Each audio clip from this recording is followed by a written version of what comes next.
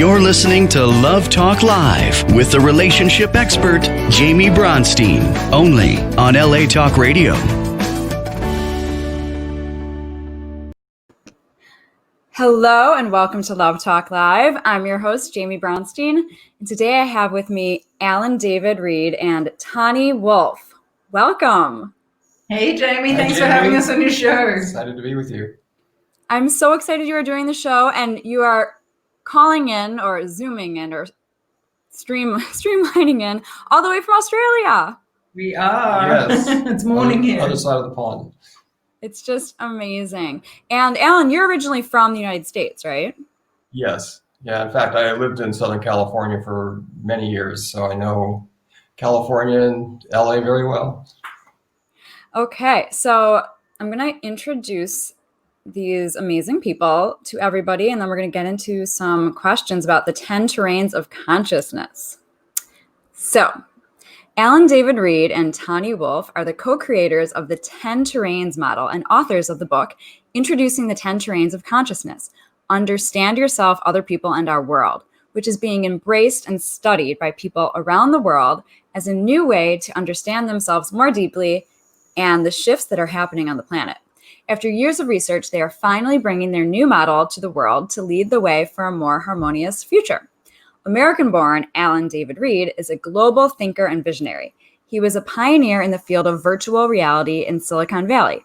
He's worked as an architect, builder, planner, and environmental landscape designer, has extensive training in applied and quantum physics and all branches of science, is a historian, political analyst, and philosopher deeply schooled and studied in divination science and the esoteric Gnostic arts, and also a master dowser and shamanic intuitive. Australian Tahnee Woolf is a modern Renaissance woman. She has been a corporate lawyer, Oxford scholar, screenwriter, radio show host, personal development coach, workshop facilitator, Feldenkrais practitioner, high-level writer, inspirational speaker, and public speaking mentor.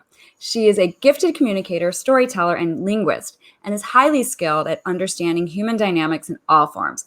Together, they are here today to help you discover which terrain of consciousness you are at, and to share how knowing this will enhance your life, accelerate your personal growth, improve your relationships, help you feel more empowered, and give you greater peace of mind about what is playing out in the world. Okay, so with all that said, you guys haven't done anything in your life. I think you need to start doing more. I've been a little bit busy. Do you want to just tell the audience a little bit or a lot about what is this all about? What are the 10 terrains of consciousness? Tell us about the book also. Well, the 10 terrains are looking at how each person is seeing the world and how they're seeing reality. We really are inside of one consciousness as a quantum field. And inside of that field, we all have different perspectives, different lenses, different perceptual filters. And by knowing those filters, you get to understand how you're seeing the world and what you need to feel safe to be in the world. But equally important for those around you in your relationships, family or loved ones or spouses, you're able to get what they need to feel safe and what they need in order to communicate effectively. So the big problem in a lot of cases with people is they're not understanding each other. They're in parallel universes and they're talking different languages, and so they're not really getting each other. And what we're offering with the 10 Terrains model is an understanding of the different parallel universes people are in, including yourself, the language of that universe, the memes of that universe, and really underneath it all, what is necessary for the person to feel heard, gotten, and safe inside of that world. And another way to explain it is to think of it as kind of like a map. It's a map of where you're at this point of time in your personal evolutionary journey, your spiritual journey, your journey of growth and awareness and awakeness. And it's also a map of where we're at as a collective, as a civilization, or as a country, or as a group, or as a society. So you can look at the terrain of consciousness that an individual person is at, where they're at on this continuum that you see above us. Mm-hmm. Each terrain is a very different way of relating to reality and a very different relationship with their own infinite self. It's kind of like the degree to which they have charge or filters that are blocking them from really being fully connected to the oneness that we all are under everything. It's like the degrees of layers that we all have carrying of our stories and our conditioning and our charge. And as they start to heal and we start to see the world in a more expanded way, we actually can sometimes shift from one terrain to the next terrain. So it's really an evolutionary journey that we're all on, and there's no right or wrong. Everybody's exactly where they're meant to be. It's not better to be at one terrain or another. It's just a fabulous way to understand where you're at this point in time in your personal journey, and where the people around you are at relative to you. Maybe they see the world differently.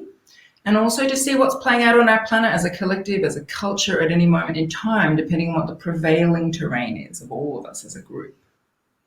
So I'm looking at all these symbols, which are also beautiful. Can you take us through what the different terrains are? And I'm going to close the window. Yes, and I have to check because I think it might be going the other direction the way your viewers are seeing it. So I just want to check. Are you seeing? I see stars to my left, or it looks like stars. I see an infinity sign almost all the way to my right. That way. So it's going the opposite of what we're seeing. So just if I get a bit confused and I do the wrong direction, that's why. I'll go through them really quickly. And so we actually decided early on in this process to give each one very different symbols, because you can see the symbols really tell a story from separation through to unity. And you'll see that on some of the symbols, the first 5 symbols, there's actually a little dot. See, there's a dot at the top of the pyramid, and there's a dot at the bottom of the square, and there's a dot on the side of the diamond. That dot represents you, the individual at that terrain, and your relationship to the world around you. And you'll see that as we go from the 5th one, diamond, the reflection-based terrain, to the 6th one, circle, the connection-based terrain, the dot disappears. Because one of the big shifts that happens as someone moves from diamond to circle is a lot of the identity falls away, and they become much more in a collaborative state and in a community mindset, and very much connected to the earth and to the web of life as a whole. And a lot of the individualist kind of thinking and the ego identity starting to fall off. And the second 5 are actually much more inner focused terrains, and the first 5 are more outer focused terrains. So you just start to see that represented in the images. So as I go through them, you'll see that. Is there anything you want to say about that before? Well, they're designed really because the unconscious works with symbols. They're actually telling your unconscious the entire story in a nanosecond of where we're at in our journey, and in really how we're moving back into our oneness. Exactly. So I can go through them quickly. Obviously, there's 10 of them, and we could write a book about each one. Each one is basically a mystery school, a parallel universe. Think of it as a totally different operating system. So there's a lot to each one. I'm going to run through them super quickly, so it will be very superficial, but you'll get a feeling for it. And you probably recognize the people around you. Okay. So the first one and the last one are really just bookends for the sake of completion. You're not going to meet any people at these terrains in our modern world, but they're just there to kind of give context. So the very first one, the matter-based terrain, all these little dots, we call that particle. And that's a terrain, think of a caveman who's just living purely in fear, living moment to moment in gut survival. There's not even any story. There's no meaning. It's just react, die, live. Food. Yeah. They're living, I call it the ego. Well, the ego is fear-based. It is extreme ego. I mean, and really, if we look at this continuum, you've got ego operating in its full capacity at one end, and, if you will, infinite self, higher self, our infinite consciousness operating in its full capacity at the other end. In that case, ego is underneath it, and it's essentially in the backseat. As a spectrum from all the way of complete fear-based, we see a particle, to completely in surrender every moment at the other end. So each one is like slightly less degrees of that. So the second one we call the faith-based terrain, radial. And that is not really to do with religion or anything, even though the word faith is in it. It's really a terrain of fundamentalism. It's where you've given your power up so completely to something outside of yourself that you'll literally obey anything without thought because you believe your life depends on it. So this is a terrain you might find a suicide bomber or someone who's just really completely devoted without any choice even, because they've just so totally given their power to outside themselves. There's not many people at this point in time at that terrain, but there are some. And it could be magic and superstition, any kind of tribal, giving yourself to a tribal leader. It's really a disempowered state. Yeah. And so the one after that, the will-based terrain pyramid, that's the triangle, and got the guy at the top. This is a terrain where someone's really coming from scarcity mentality. It's very much a kind of Wild West mentality. Who's got the quickest gun will win. The way to feel safe is to amass as much power and wealth and control over other people as possible. So we've seen this through history in empire and dominion and conquest by one nation over another, and dominion over certain cultures. But it's even just happening just in our normal society. It's gangs and mafia leaders and gang leaders, and a lot of the violence we're seeing in society, a lot of the deep anger is often coming from people at pyramid, a lot of the clan warfare and the gang warfare.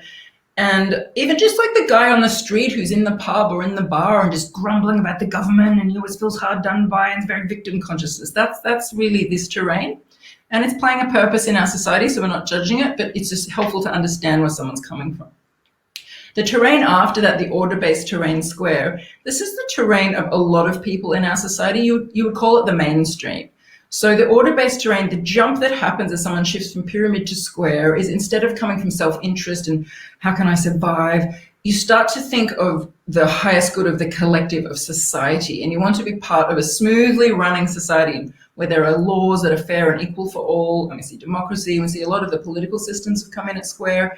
And it's really about how can I contribute to this society so that it functions smoothly. And so people tend to often stay in the same jobs their whole life because they see their role very clearly to fit into society, and this is how I'm going to contribute.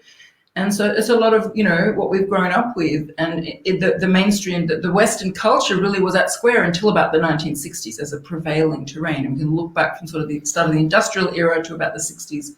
We've been sitting at square as a collective, but we've shifted into diamond since then. And so people who are at diamond, the big shift that comes from square to diamond, which is called the reflection-based terrain, is that instead of always doing what your society thinks you should do or your parents think you should do or believing in institutions and government, you're really starting to think for yourself and decide, I decide who I am. I create my own identity. This is a terrain of identity. We see gender exploration. We see exploration of career path, people doing entrepreneurial stuff, creating their whole new industries. We see technological innovation. We see decentralizing of information. The society we live in now with the internet, all the kind of customization we're seeing is all coming because we're at diamond now, and it's all about thousands and millions of opinions rather than everybody reading the same encyclopedia.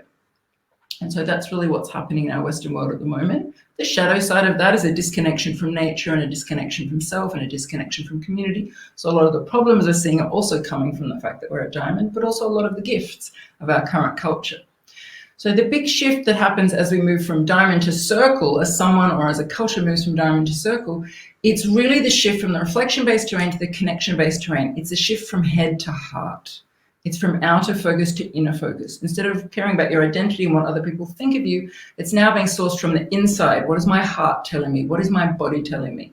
How can I connect more to the earth? It's a sense of being connected to the web of life, to the animals, to the other people, to the community. It's a very collaborative terrain. We're starting to see pockets of communities around the world that have a prevailing terrain at circle. They tend to be alternative communities. We happen to live in one of those, and it's very different than living in a mainstream city at diamond or at square. So now we're shifting from circle to spiral. This is called the coherence-based terrain. This is a terrain where someone's sense of connection to the web of life deepens to now a connection to the entire cosmos multidimensionally. And these are people who are working on multidimensional levels. And it's not just a concept or something they've read in the book, it's really embodied. And they're always trying to come into full coherence and alignment on all levels of their being, their higher knowing, their body, their gut, their heart. And it's very much a terrain of working deeply on your inner self, knowing that you're creating your own reality and really taking self-responsibility for what's showing up in your life. A lot of people at this terrain are working with energy, but you can work at energy at other terrains, but they're coming from a very inwards focused ownership, self-ownership place. And then the terrain after this, the fractal-based terrain toroid, this is the terrain where a lot of the great teachers have come from, a lot of the great religious teachers, the scientific geniuses, the Walter Russells of the world, the Nikola Teslas. It's a terrain where you really have a deep knowing of the quantum field and the collective oneness that we all are in a really embodied way, not just as an idea. And as a result of that, someone at toroid really has a deep sense of trust. They really know that life has their back. They're stopping trying to control the world from their ego, and they're very much showing up in service. And then the terrain after that, the unity-based terrain, infinity, this is when you think of someone who's an enlightened being, like a Buddha, this is their terrain. It's very much a place where you're completely surrendered in every moment to the divine will, but in the opposite way that someone at radial is, that we saw at the very beginning, where they've given up their power. At this point, it's like, I am creator. And these people are very humble. They no longer have any agenda. They're not trying to achieve anything in the world. They're just in a state of being. They're very quiet. They're not the big spiritual teachers on the planet. Those tend to be at Diamond, maybe at Spiral. People at Infinity, just quiet. And actually, they are around. It's not just Buddha. Like, I've met people at Infinity. They exist, maybe 0.01% of the population, but you're not really going to see them.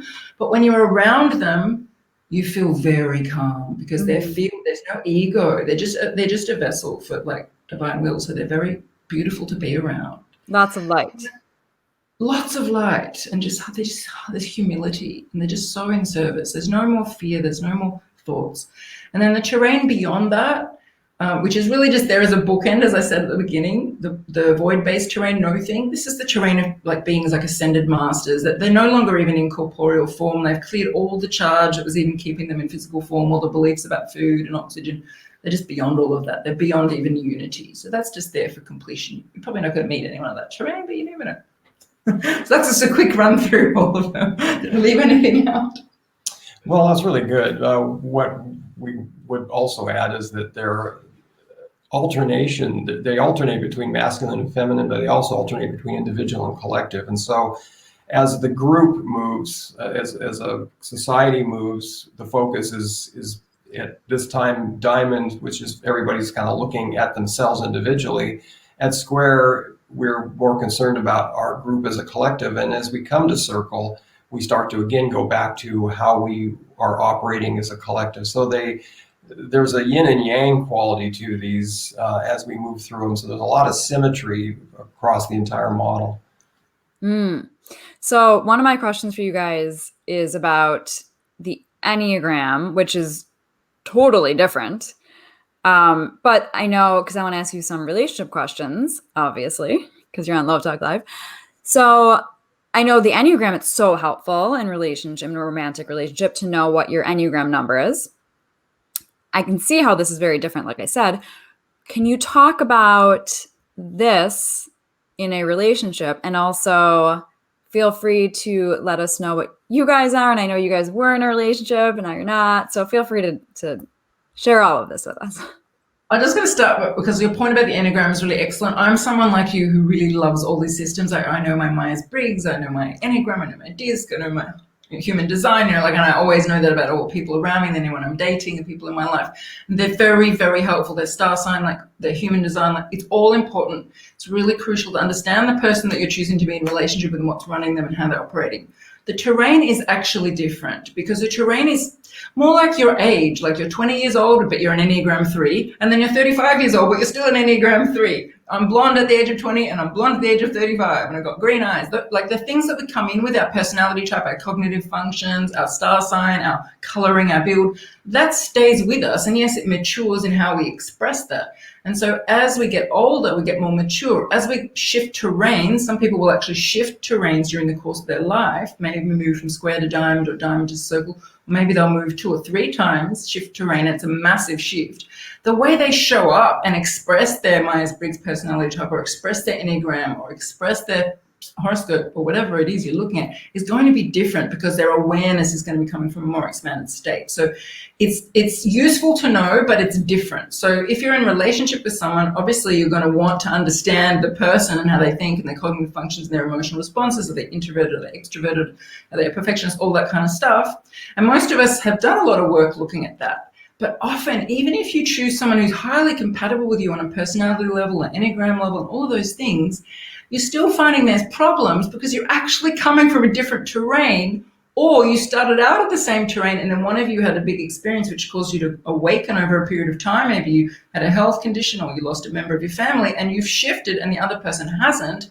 And you started out at the same terrain, but you no longer are. And so it's not enough to just understand their personality type.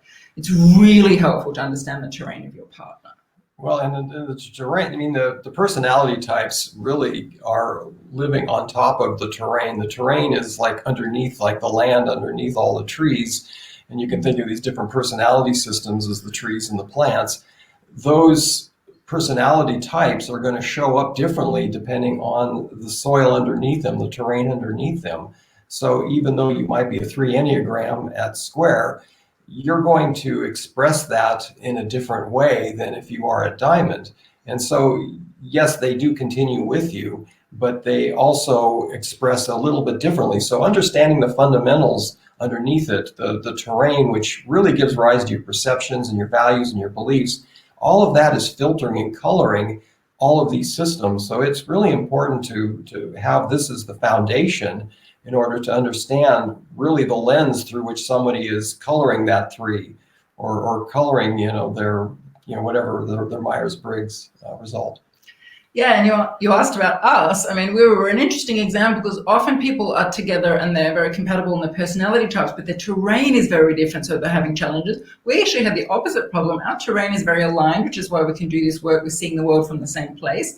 But our personalities are total opposites and very incompatible, and it was very challenging for us in relationship together. But because we're both at a fairly expanded terrain and done a lot of work on ourselves, we were able to let go of the human differences and stay in service to this work that's coming through us. So we were able to choose to keep working together and to honor that, we've been lucky enough for this information to come through us, and it's come through the collective field between us.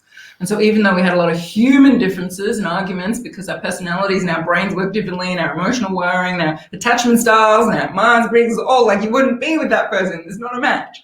But we were brought together for the very reason that because we have such opposite brains and opposite ways of seeing the world, it meant that when we were asking this question of what is underneath the differences between people, what is really going on this planet beneath the surface, because we're so opposite in how we think, we were actually able to see the picture very completely, which is, I think, why we were brought together. Yeah, so even though it made it difficult on an interpersonal level, it made the work come through in a really profound way. But because we're at a terrain that's very similar, we were able to, when we needed to clear the personal stuff that was coming out, do holographic clearings, to clear it from our timeline, from our childhoods or from our past lives, and to constantly clear the human stuffs. And every time it comes up, which it still does from time to time, we just clear it so that we can come back to be in service of the work. Yeah, it's kind of clear that Spirit brought us together in hindsight, and really needed to have two eyes as far apart as possible in order to see this. And so that's challenging in some cases until you really understand it. And even then, sometimes it's a navigation. So yeah, it's a constantly coming back to surrendering, to being in a state of love, service, and being humble. So just for fun, what are your Enneagram numbers and your astrological signs? I'm a Gemini. Everybody thinks I'm a 7, but I'm actually a 3. Okay. I'm an ENFP Myers-Briggs.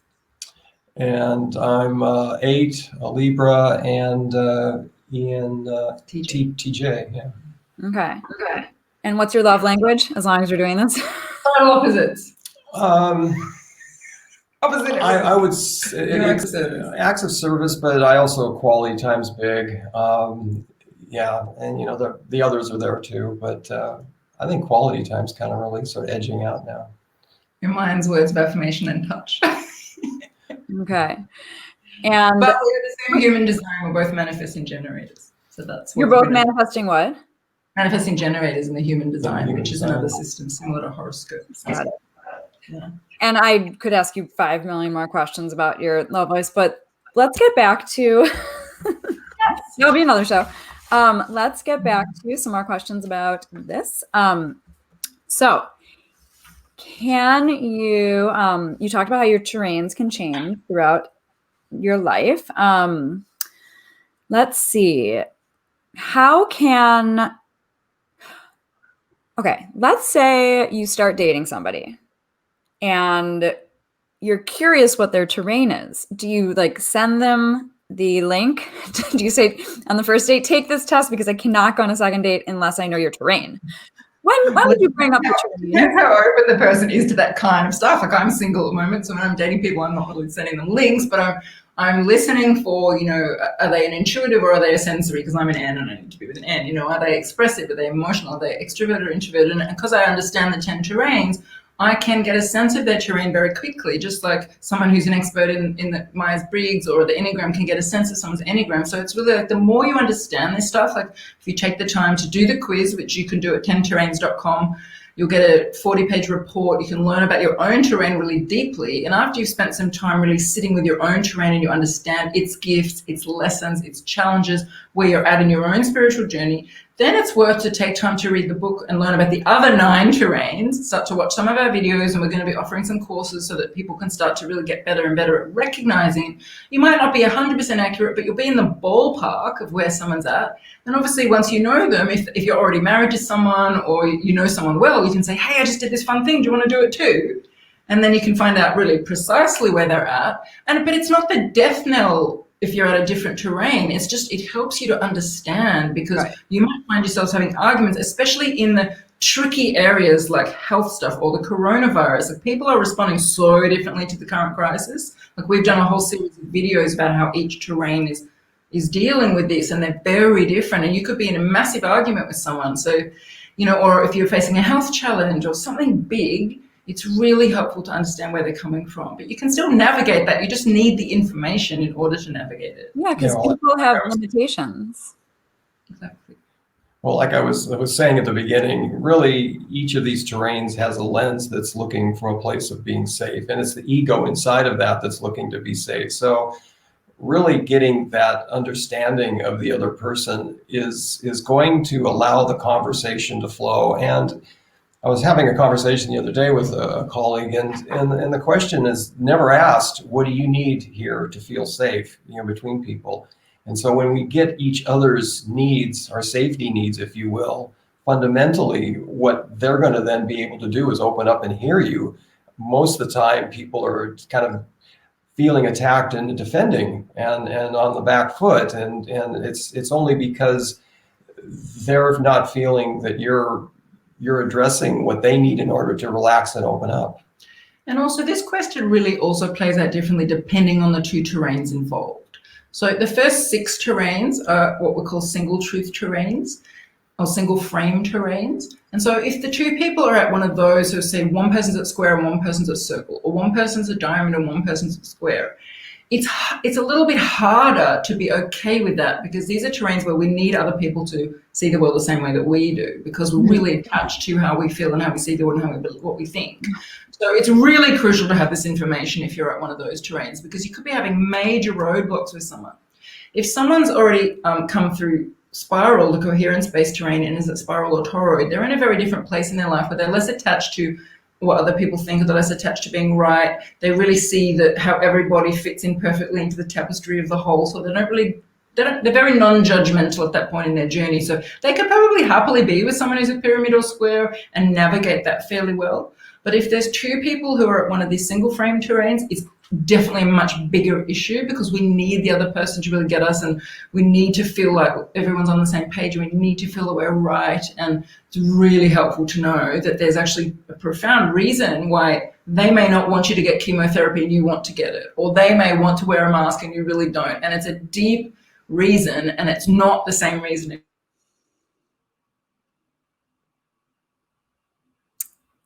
Uh-oh. You guys there? You guys froze. You hear us now? You're there. Okay. I heard it's not the reason why, or something like that. Do you want to just continue where you left off? I don't know what point. It's okay. Well, what I wanted to say about everything you're saying is, I was saying before about limitations, that people have limitations and we don't judge, and that's okay. They're doing the best. Everybody's doing the best that they can. And so I can see how that would be very difficult to navigate a relationship where someone is a square or a triangle and the other one is the infinity sign. I don't remember what you called that. But yet the person at the infinity sign, what do you call that picture? Yeah, they're an infinity. Well, unity-based terrain. They're an infinity. So I do believe if someone was there, they would have so much compassion and understanding and non-judgment that it actually probably could work. Because they're not judging. Yeah. But they're on such different levels. But they're never going to feel understood. But it will still be okay. It's still workable, because the person will be coming from such non-judgment. It's workable. Right. Yeah, well, the person at the unity-based terrain is really holding a field within themselves of acceptance and love, so that the other person is really not going to feel their stuff brought up as much. It's when you've got people that are close but different, that they're kind of triggering each other just because of their field, the energy in the field. Because really, what's holding you in these terrains is a bundle of charge. If you really want to get into the science of it, we're electrical beings, and we're really held in place in these terrains by a charge bundle of thoughts and beliefs and traumas and stories and everything that we've taken on, over time. And so you've got two of these bundles of energy sitting near each other. They're kind of agitating each other and triggering each other unconsciously in many cases, and sometimes consciously. When you become more expanded and you start to heal and drop that charge away, you actually aren't bringing stuff up for the other person as readily, because they're feeling more accepted just by being in your field, by being in your presence. And I definitely would agree with what Alan's saying, that particularly the terrains that are next to each other of those first 6. So if one person was at square and the other one was at diamond, or one was at diamond and the other one was circle, or one was pyramid and one was square, and you're in a relationship with someone at the next terrain, often someone is expanding relative to the previous terrain they were at. So they're in some senses, in some ways, rejecting that way of living because it no longer serves them, it no longer feels right for them, they've expanded beyond it. And there can be a lot of friction between those two. It's like people at diamond are in reaction to square. They don't want to follow authority. They don't want to put their money in banks. They don't want to believe in institutions. Like, there's a bit of charge between them, and people at square can be very scared that everyone at diamond's innovating so quickly and they can't keep up, and their sense of financial security is being rocked because there's so much entrepreneurialism and risk involved. And so you can see a lot of clashes, especially intergenerationally. We see that a lot. Like, there's the parents at square and they want their child to do the same career their whole life, and this child's like, now I'm this identity, now I'm that identity, and now I'm a goth, and now I'm gay, and now I'm this, and now I'm doing this career path. And the parents are freaking out because they can't understand it, because the person's coming from a totally different terrain. And so we do find that if you're in a relationship and you're at diamond and someone's at square, or you're at circle and someone's at diamond, it's going to be harder. So you really need to understand this, because you are pushing each other's buttons in a lot of ways. It is so fascinating. Can you guys tell us a little bit more about maybe the details of the book? The book is available. When was it published, and how can people get it? The book's been out for a while. We really have been asked over and over to develop a way for people to understand where they're at. And so we prepared this quiz that's automated now on our website, 10 Terrains, and I can spell that for your listeners, TENTERRAINS.com. And by taking the quiz, you get to really see, because part of knowing yourself is knowing where you're at. And so this is the back way into know thyself. So getting your perspective on reality is a beginning point, and then reading your report to understand how you're viewing these terrains from that point of view is essential. The book is really the overall introduction to the model, and it will give you a good overview of many of the things we have yet to talk about, prevailing terrains and how this all came to be, and the kind of the context and the science of the model, but also the depth of each of the terrains. So that as you have conversations with people, as you begin to know this material, you really can very quickly, in a couple of minutes, get a sense of someone just by the words they're using, because, like I've said, each of these terrains has its own language, and you can hear it very clearly in the person. The book is available online, all the major online booksellers. Go into any bookstore and order it. We do have links on our website to it. So going to the 10terrains.com website is a great place to begin, because you have access to the links to all of our social media. YouTube is a great resource for all of our videos, and they're a good teaching tool to get a sense of this as well. The COVID series we just released gives you an insight into how each of these terrains, in a very practical and grounded example of what this world's going through in the recent time, you can actually see how each of these terrains is looking through the lens they're each looking through, so that you get a sense of the model.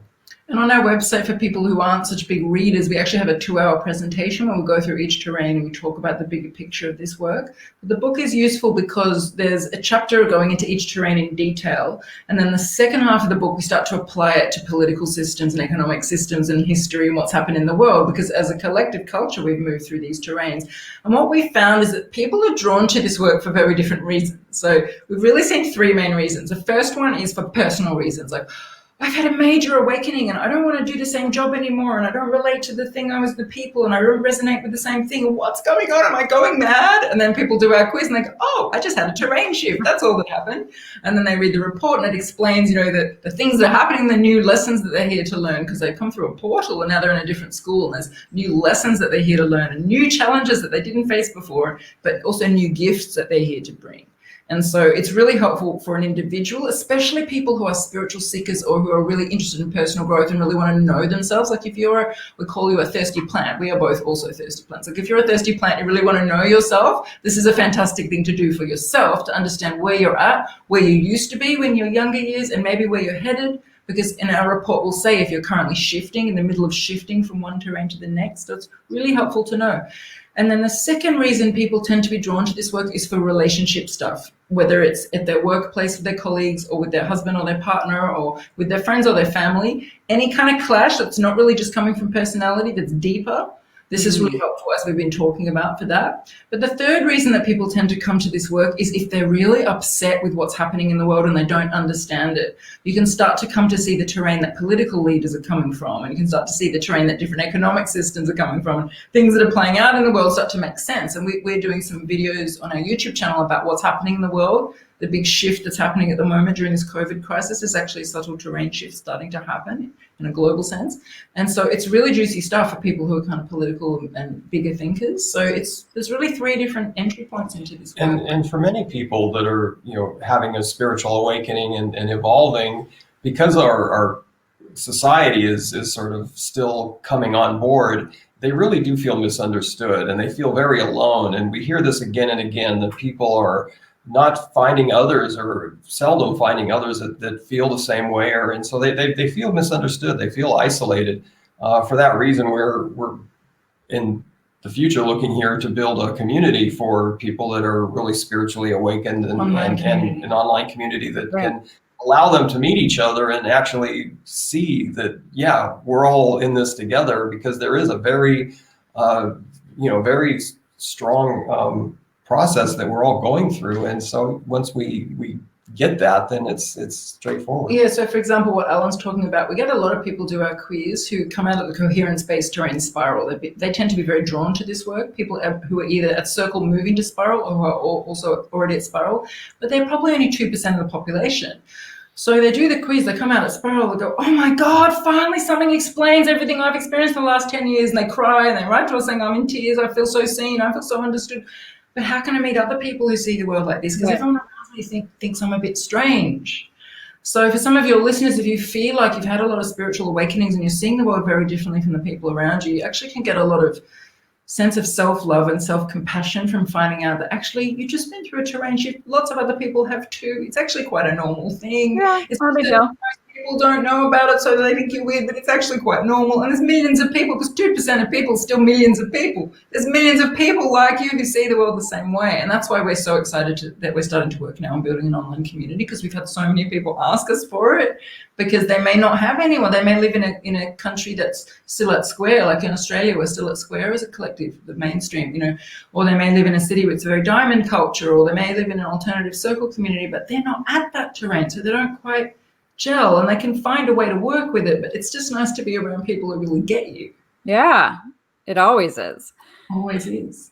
Well, it's so fascinating. I will definitely tell people in my life about it, my clients. First, I was thinking that I was just going to say I'd be happy to share this with my couples, but also individuals just in general with their relationships in their life, and then they'll know it for their future romantic relationships as well. So everybody can benefit from this. So it's universal. I mean, really, this is fundamental knowledge to navigating life, just in your own evolution, but certainly with all of the relationships you have, personal, professional, intimate, or otherwise. This will just allow things to really become more harmonious.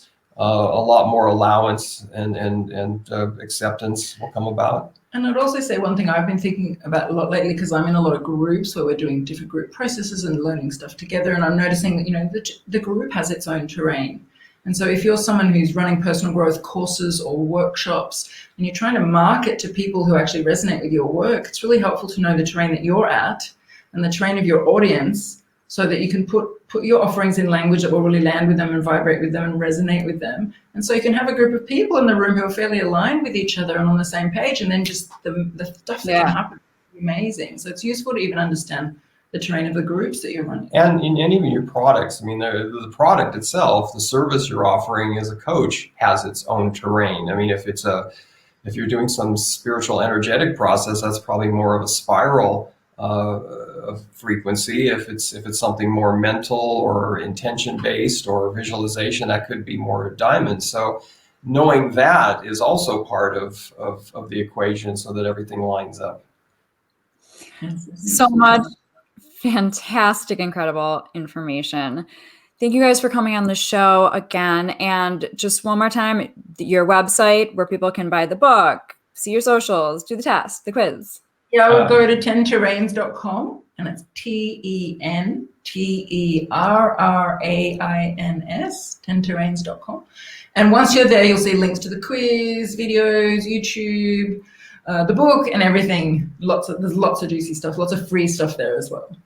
It's a good place. Wonderful. And as always, if anybody needs to contact me, you can see me at therelationshipexpert.com. So thank you guys so much for joining us today. This was actually this evening in California, or tomorrow morning in Australia. In the future. We come to you from the future. Yeah, Thank you. it is. Really appreciated sharing with you this morning. Thank you so much. It was, I loved learning from you guys, and can't wait for my viewers to see this, and hope you'll share it with your people as well. And this was so great. So have a wonderful day. And then anybody else in the United States or anywhere else where it's evening, have a wonderful evening, and join us every week on Love Talk Live. Thanks guys so much. Thanks, Jaime. Bye. Thanks for doing such amazing work for relationships with the world. Thank you. Thank you. Bye.